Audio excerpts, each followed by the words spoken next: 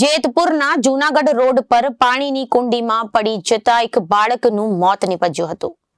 શક્તિ cement product નામના બારી દરવાજા બનાવતા કારખાનામાં ઘટના બની હતી. રમતા રમતા બાળક પાણીની કુંડીમાં પડી ગયું હતું અને તેનું મોત નીપજ્યું હતું. જેતપુરના જૂનાગઢ રોડ પર પાણીની કુંડીમાં બાળક પડી જતા બાળકનું મોત નીપજ્યું હતું. શક્તિ સિમેન્ટ પ્રોડક્ટ નામના બારી દરવાજા બનાવતા કારખાનામાં ઘટના બની હતી. રમતા રમતા બાળક પાણીની કુંડીમાં પડી જતા તેનું મોત નીપજ્યું હતું. રાહુલ ભુરિયા નામના 2.5 વર્ષનું બાળકના મોત થતા પરિવારમાં શોકનો માહોલ સર્જાયો હતો. પરપ્રાંતીય મજૂર પરિવારનું બાળક હતું. પરપ્રાંતીય મજૂર પરિવાર કારખાનામાં સિમેન્ટના બારી દરવાજાનું મજૂરી કામ કરતો હતો.